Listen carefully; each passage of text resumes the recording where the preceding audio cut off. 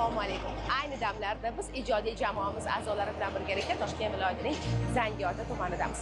Ko'pchilik Zangiotani ziyoratgohlari orqali yaxshi taniydi, lekin biz bugun bu tumanni boshqa tomondan sizga ko'rsatamiz. Orzu qilayotgan, berilayotgan imkoniyatlardan foydalangan holda o'z yo'nalishida muvaffaqiyatga erishayotgan yoshlar orqali Zangiotani kashf qilamiz. Qani, ketdik. Toshkent viloyatining Zangiota tumanini poytaxt bilan birgina avtomobil yo'li ajratib turishini bilarmidingiz? Ko'pincha biz insonlarning muvaffaqiyatga erishish, yaxshi daromad topishi uchun poytaxtga intilishini kuzatamiz. Ammo bugun mamlakatimizning har bir hududiga berilayotgan iqtisodiy imkoniyatlar poytaxtdan viloyatlarga bo'lgan intilishni oshirmoqda desam, ishonasizmi? Tashqaridan olib qaraydigan bo'lsak, Zangiota tumani poytaxtda shundoq yaqingina sizada. Algoritmdan 10 daqiqalik, 5 daqiqalik yo'l desak ham bo'ladi, lekin biz hozir Zangiotani aynan Qozog'iston bilan chegaradosh joyida turibmiz. Bugungi qahramonimiz aynan davlatimiz rahbari tomonidan berilgan imkoniyatdan foydalangan, ya'ni ko'mak dasturi asosida chekka hududda o'quv markazi ochgan.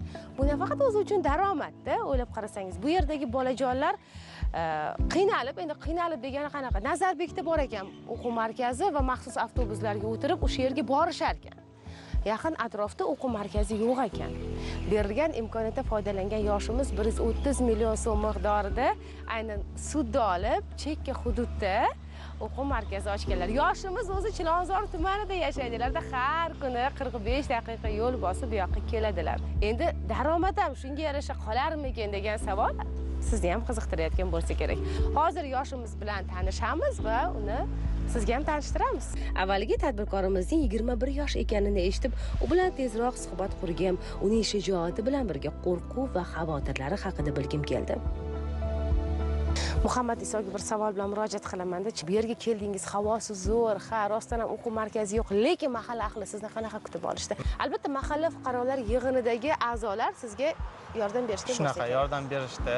Mahalla raislari ko'magida biz joyni oldik, ular bilan kelishib, joyni olib, ular yordamida mahallaga tanildik, e'lonlar berib, e'lonlar qayerga berildi? Mahalla Telegram kanallariga berildi. Ayni paytda o'qiyotgan o'quvchilar 30 dan ortiq o'quvchilarimiz bor.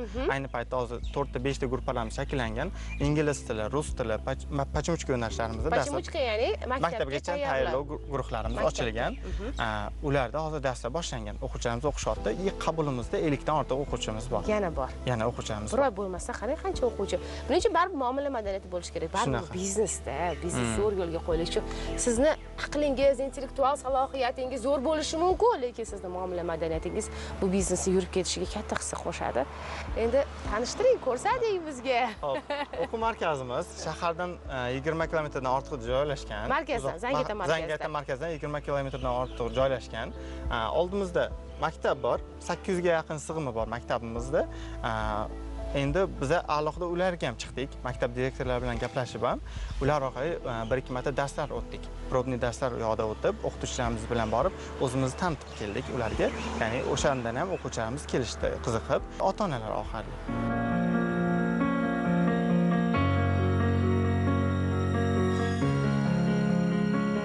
O'zimni yaxshi ko'rgan fanim bo'lgani uchun, oyim o'qituvchi bo'lganlari uchun, bilmayman, xonda bo'lganligi uchun ham dars berish men uchunligini bilib, dars berishni boshlaganman, o'zim ishlab, o'qishimdan tashqari. Dars berish bilan aynan o'sha o'quv markazini boshqarish umuman boshqa vaziyat va ish ekanini aytmasam ham yaxshi bilasiz.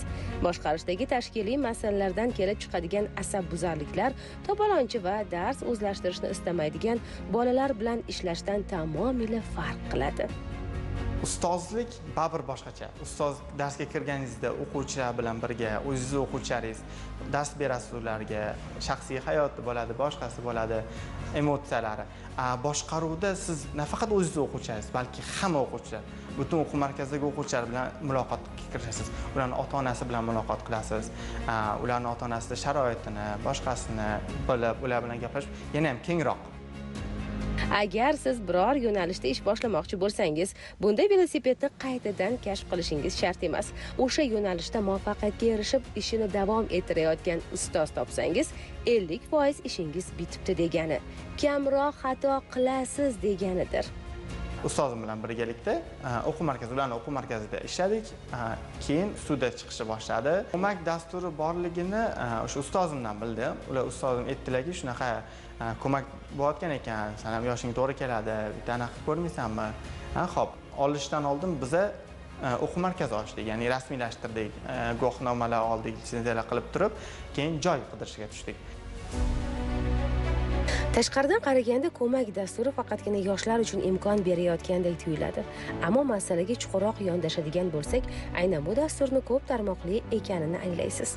Ko'mak ta'lim imkoniyatlarini kengaytiradi, biznes g'oyalarini qo'llab-quvvatlaydi, imtiyozli moliyalashtirish imkonini yaratadi, ya'ni dastur doirasida foizsiz sudda va imtiyozli mablag'lar ajratilishi ko'zda tutilgan. Ayrim yo'nalishlarda moliyaviy ko'mak miqdori 130 million so'mgacha, faoliyatni kengaytirish uchun esa 300 million so'mgacha yetkazilgan.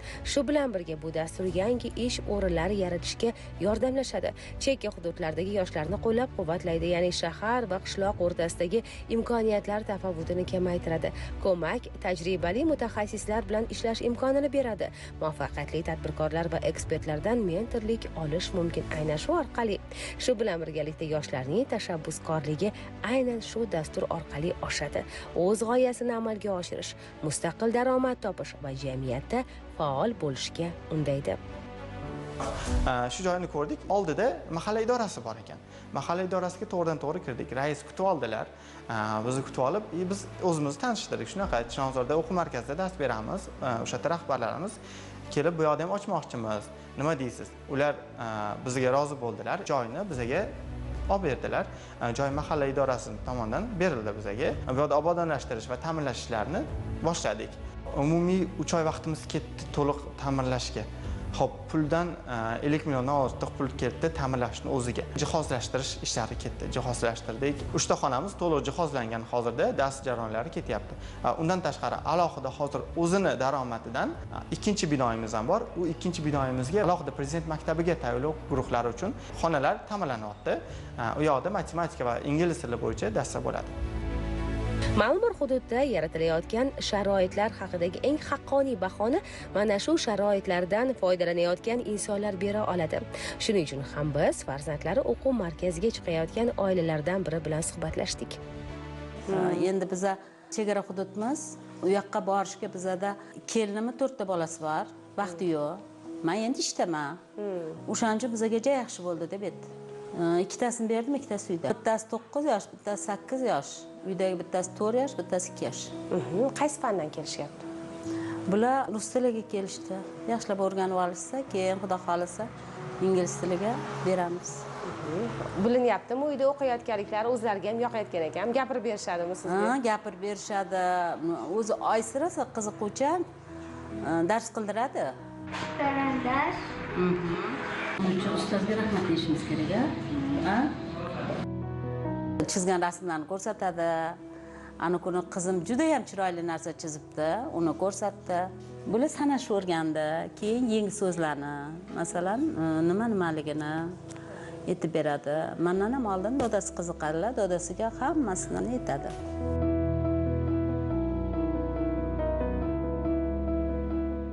O'qituvchisi maqtaydi bular. O'qituvchiga ham bog'liqda, men o'zim shunaqa deb o'ylayman. Agar o'qituvchi o'ziga qaramay, u bu qilsa, bular ham qiziqmaydi. Hozirda 4 ta pedagogimiz bor. Maktabgacha tayyorlov yo'nalishi bo'yicha, matematika bo'yicha, ingliz tili, rus tili bo'yicha pedagoglarimiz bor. Shu joyni o'zida ishchi o'rni yaratdik. O'zimizning jamoamizdan tashqari yana 2 ta o'qituvchi oldik. Muhammad Iso bu yerga bir o'zi kelmaydi. Uning sherigi ham bor. Sherikchilikning oshini tatimas degan gapni eshitgansiz. Ammo to'g'ri tashkillashtirilgan va kelishilgan ish sharoitida sherik sizga bunda ayni muddao bo'ladi. Navbatda tanishtirmoqchi bo'lgan yoshimiz endigina 20 ga kirgan. Uning sherikchilikdagi vazifasi bevosita dars jarayonlari bilan bog'liq. O'zim hozirda 20 yoshdaman. 18 yoshda birinchi til sertifikatimni oldim. C1 sertifikatini oldim. 2 yildan beri dars berib kelaman. Chilonzorda o'zim. Ustozimiz bor, ustozimizdan o'rganganmiz qadamma-qadam. Hozirda bu o'quv markazida ingliz tili fanidan dars beraman barcha o'quvchilarga. Hozirda 20 dan ortiq o'quvchilarimiz bor. Kelajakda maqsadimiz guruhlarni ko'paytirib, mana shu hududdagi yoshlarni, asosan bolalarni ingliz tilini o'rgatish, ya'ni shunday maqsadimiz borki, ko'chada bolalar o'ynasa ham bemalol ingliz tilida gapira olish kerak. O'ynaganda bir-biri bilan hazillashganida ham, o'rtoqlar bilan gaplashganda ham ingliz tilida gaplashi, shunaqa orzuyimiz bor. Orzuligicha qolib ketmaydi. Bu maqsad desak ham bo'ladi. Xudo xohlasa sekin-sekin, qadamma-qadam bu maqsadni amalga oshiryapmiz. Endigina bir oy bo'lishiga qaramasdan bu o'quv markazi moddiy tomondan ham foyda qilyapti. Ya'ni xarajatlardan tashqari daromad ham topyapti. Bizda to'lov summalarimiz 400 ming so'mdan belgilangan va aksiyada o'qiydigan o'quvchimiz bor. Ya'ni biz ochilishdan oldin 10 kunlik aksiya e'lon qildik. Unda qanaqa bo'ldi? 10 kun ichida qabulimizga yozilgan o'quvchilarga 250 ming so'mdan kurs to'lovlari deb belgilangan. Shu orqali biz qabul qildik. Undan ortiq shu 250 ming so'mlik to'lov bilan o'qiydigan o'quvchilarimiz bor. Daromadimiz 5-6 millionga chiqdi hozir. Biznes rejamiz bo'lgan. Biznes reja orqali bizda 50 milliongacha deb belgilaganmiz shaxsiy daromadimiz. Topsa bo'ladi, xudo xohlasa. Bir oyda 50 million topsa bo'ladi. Zo'r. Bir oyda 50 million so'm pulni topish uchun bugun qahramonimiz butun qalb qo'ri bilan harakat qilmoqda. Ammo uning niyati faqatgina moddiy daromad emas. Aynan ta'lim yo'nalishida faoliyat yuritayotganlar bilan suhbatlashib, ular haqida ko'rsatuv tayyorlarkanman. Bilim berish bilan bog'liq jarayondagi ishtirokchilarning aksariyatining maqsadlari moddiy daromad emasligiga yana va yana amin bo'laveraman. Muhammad Iso boshqa yo'nalishda ishlab, bundan ham ko'p daromad qilish sirlarini biladi. Ammo u aynan mana shu ishda o'zini suvda suzayotgan baliqdek his qiladi. U hozirda Ko'mak Plus dasturidan ham foydalangan holda ko'proq bolalarga ta'lim berishni niyat qilib turibdi. Ko'mak Plus loyihasi bo'yicha biz ham ro'yxatdan o'tib qo'ydik.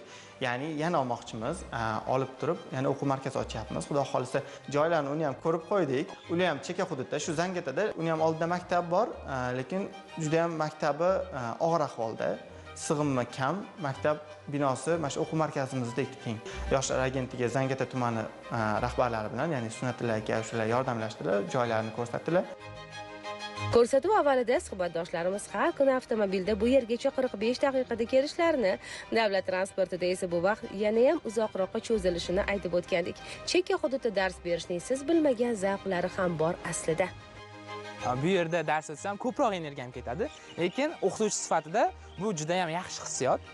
Energiya bilan, quvonch bilan mazza qilib dars o'tish bu juda ham yaxshi hissiyot. Oldin bu yerda bunaqa o'quv markazi bo'lmagani uchun bu ham bolalarga yangilik. Oldin qatnashardim, misol uchun uzoq yo'llarga qatnashgan, 1 soat, 1,5 soat yo'llar bilan shaharga borib qatnashgan. Hozirda o'zlarida ochilganidan ota-onalar ham, o'quvchilar ham juda ham xursand, mazza qilib dars o'tamiz. Bugun yoshlarga berilayotgan imkoniyatlar, ularning mustaqil ravishda mas'uliyatni qo'lga olib, xato va kamchiliklar ustida ishlab, faqatgina olg'a qadam tashlashga undamoqda. Yurtboshimiz bizga ajratayotgan imkoniyatlardan foydalanib, biz ham mahalla a'zolariga, xalqqa foydali o'quv markazi, ya'ni ta'lim yo'nalishi bo'yicha ketyapmiz va o'quvchilarni sifatli ta'lim bilan ta'minlayapmiz va o'zimiz ham shundan daromad qilyapmiz. Zangiota yoshlari bilan tanisharkanman, ular meni hayratlantirishdan to'xtaganlari yo'q, chunki hech qayerda ko'rmagan holatlarga aynan shu yerda duch keldim.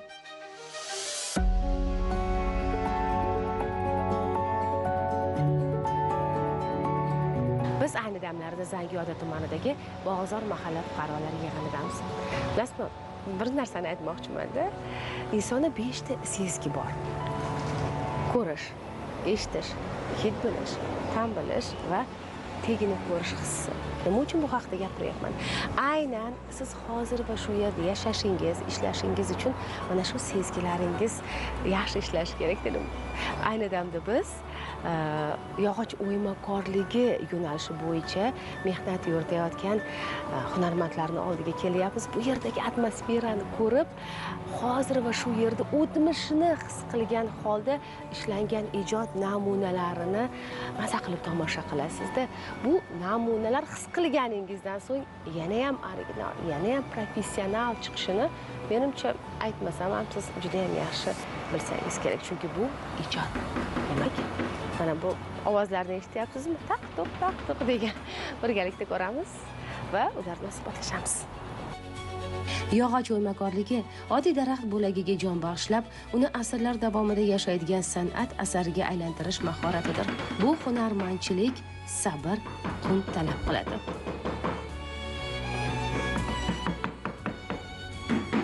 O'zim san'atga qiziqishim bor edi. Rasm chizishga qiziqardim oldin.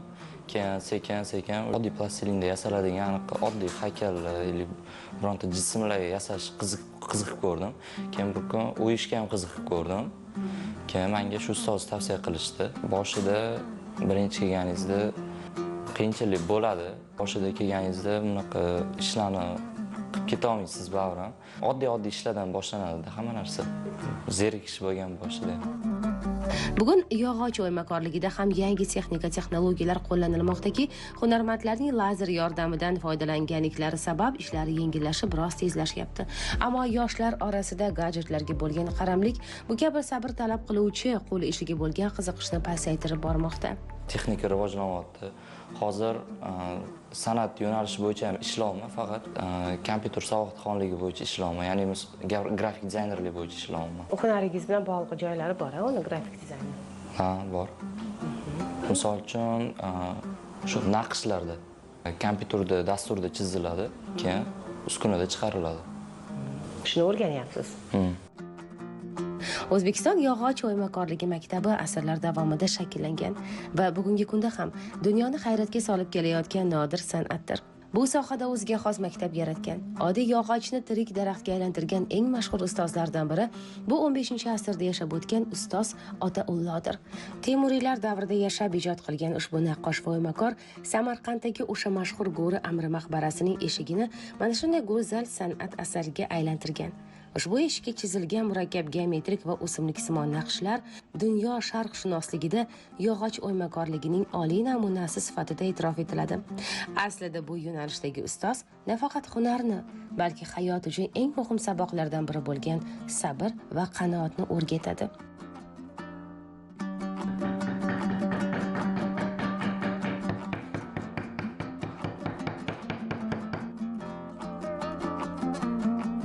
Bo'rtib yotgan yog'ochni xuddi silliq, tekis holga keltirishni o'rgatganlar. Birinchi ishim shundan boshlangan. Ustozingizga nimalarga havas qilasiz? Qaysi jihatlariga? Ustozimni ko'pincha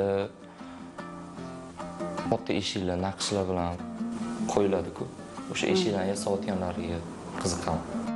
Ushbu yoshimiz bilan xayrlashganimizdan so'ng biz keyingi manzil sari yo'l oldik. Biz ayni damlarda Zangiota tumanidagi Fayzi mahalla fuqarolari yig'inidamiz va bu yerda yozgi ta'tilda bolajonlarga ingliz tilidan dars beradigan yoshlar yetakchisi bilan tanishamiz va uni sizga ham tanishtiramiz. Aynan darslar bepul amalga oshiriladi. Qani ko'ramiz, qay tarzda o'tilayotgan ekan darslar. Dunyo kezgan insonlarni yetakchi emas, mana shu dunyoni o'z mahallasiga olib kelgan insonlar yetakchidir.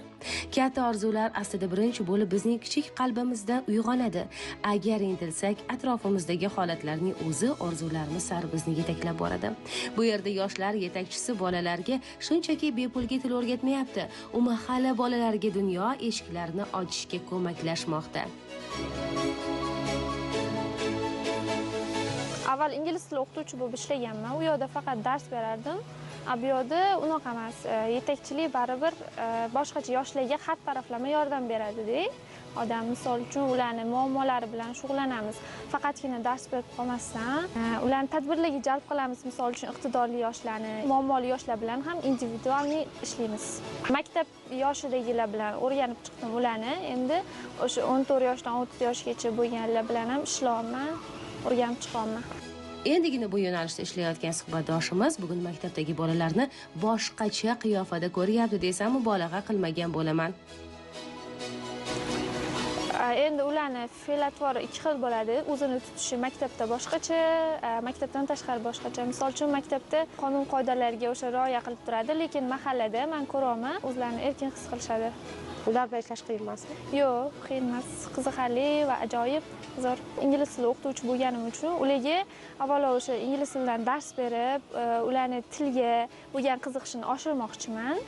Undan keyin ularning muammolari bilan shug'ullanmoqchiman. Iqtidorli yoshlarni o'rganib, ular bilan tadbirlarga jalb qilib, hayotda o'z o'rnini topishga ko'maklashmoqchiman.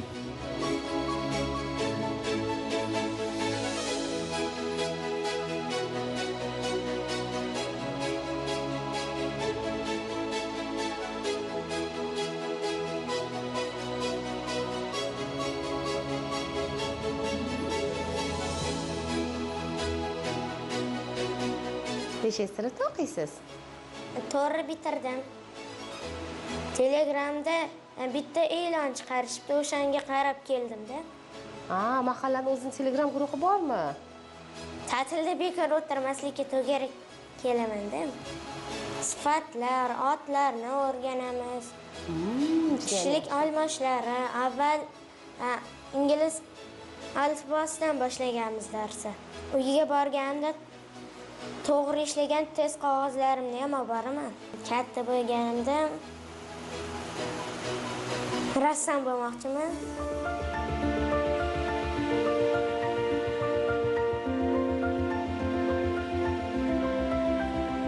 Ishim ko'p, to'g'ri, lekin ingliz tili dars berishim maqsadi o'sha hammani ham sharoiti yetmaydi-ku.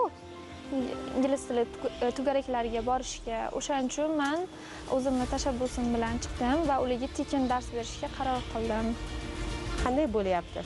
Yaxshi, hammasi juda ham ajoyib. Unaqa asablarim ketgani yo'q.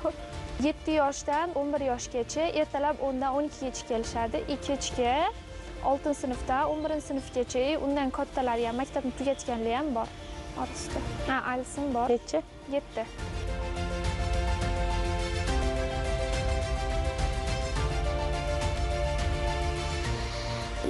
Uch oy kanikulda bekor o'tirmaslik uchun shu to'garaklarga chiqaman. Nima kerak ingliz tili hayotda o'zi? Bilim olish uchun, kimdir bilandir gaplashish uchun, ingliz odam kelib qolsa salomlashib.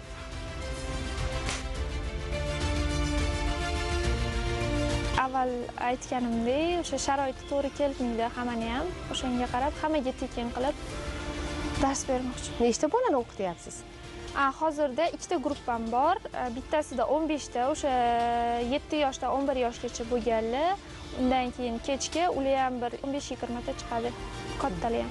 Qiyin emasmi ular bilan ishlash ham? Yo'q, qiyin emas, hammasi zo'r. Ota-onalar ham xursand, rahmat aytib yozishadi. Keyingi rejalarim o'sha yoshlar yetakchisi kasbimni davom ettirmoqchiman. Mahallada yoshlarga yanada yaxshiroq sharoitlar yaratish uchun tashabbus ko'rsatmoqchiman. Til bilgan inson dunyoni bo'ysundiradi degan gap bor. Bugun yoshlar yetakchisi nafaqat yoshlar masalasi bilan shug'ullanyapti, balki bolalarga mahalladan chiqmay turib, dunyoni zabt etishni o'rgatmoqda. Biz bo'lsak, zangiotalik keyingi yoshimiz bilan tanishgani yo'l oldik.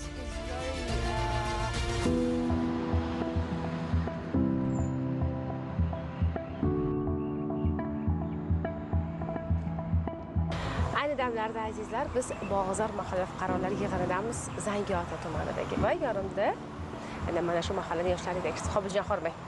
Salomat bo'ling. Bilasizmi, Zangiota tumanida bunaqa chiroyli tabiat borligini bilmagandim. Go'zal tabiat va mana shu tabiat qo'ynida ishlayotgan yoshlar. To'g'rimi? Bundan ham chiroyli joylarimiz ham bor. Juda ham yaxshi. Yoshlaringiz haqida gapirib bering bizga. Qancha yosh bor bu yerda? Mahallamizda 1350 ta yosh bor. 14 yoshdan 30 yoshgacha bo'lgan. Bizning mahallamizda hozirgi kunda namuna bo'lib butun viloyatga ko'rsatilgan o'rdakchilik bilan shug'ullanayotgan yosh fuqarolarimiz bor. Agar xohlasanglar o'sha yerga boramiz, jarayonni o'sha yerga ko'rsataman. Ketik bo'lmasam ko'ramiz. O'rdakchilik parrandachilikning eng serdaromad, kam xarj va tez foyda keltiradigan tarmoqlaridan biridir. O'rdaklar boshqa parrandalarga nisbatan chidamliligi, tez o'sishi va deyarli kasal bo'lmasligi bilan ajralib turadi.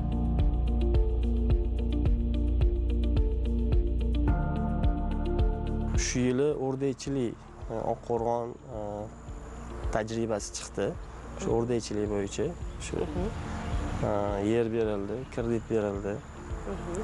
O'rdakka qiziqdik, boqdik, yoqdi. Nechta o'rdakdan boshladingiz? Boshidami? O'zi bir 5-6 ta o'rdak bor edi. 200 ta, 250 ta bo'ldi hozir. 500 tagacha chiqardik. Hozir endi yozda kamaytirdi yazgin. Bahorda ko'paytirib olamiz, keyin sotamiz bahorda, ko'paytirib sotamiz. Yoshligida bitta parvarishlab olasiz. Birinchi tuxumni ochib chiqqanida, tuxumni ochguncha yaxshilab qarashingiz kerak. Yaxshilab qarash nima degani? Xo'p, vaqtida suvini, donani berish kerak, chunki o'rdak turib ketib qolsa, tuxumlar sovib qoladi. O'sha oldiga suv qo'yasiz, donani qo'yib qo'yasiz. Keyin atrofini o'rab qo'yishingiz kerak. Ko'rib turibsiz, erkaklar tez kirib turg'izib yuboradi-da. Shu ko'proq alohida qo'yib, oldiga suvini, donini alohida berib turish kerak. Bugun o'rdak go'shti xo'randalar orasida juda qadrlanadi. Shuning uchun ham bu yoshimizning mijozlari yetarligina. Qahvaxonalarga topshiramiz. O'rdak go'shtidan taom mashhurmi? Shunaqa. Qimmat ham bo'lsa kerak-a. Shirin bo'ladi. Toza suvda boqsangiz shirin bo'ladi. Endi balchiq bo'lsa hidi keladi deyshadi, lekin bizda hech unaqasi bo'lmagan. Bir kunda 2 mahal suvga chiqish kerak eng kamida. Bir mahal chiqarsangiz ham bo'ladi. Endi 2 mahal chiqsa yaxshi. Daromad qanaqa bo'lyapti endi? Daromad bo'ladi.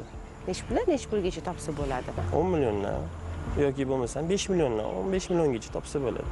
20 million so'm ham topsa bo'ladi. Topsa bo'ladi. Miqdoriga qarab. Ko'proq boqsangiz ko'proq qoladi. Kamroq boqsangiz kamroq qoladi. Tuxumini ham sotasiz. Boshida men tuxumini ko'proq sotib oldim. Boshida ko'p tuxum qo'yishadi. Keyin o'zini bostiraman hozir. O'zi bosadi. Pekinli yaxshi bosmaydi lekin. O'sha indutkasi bor.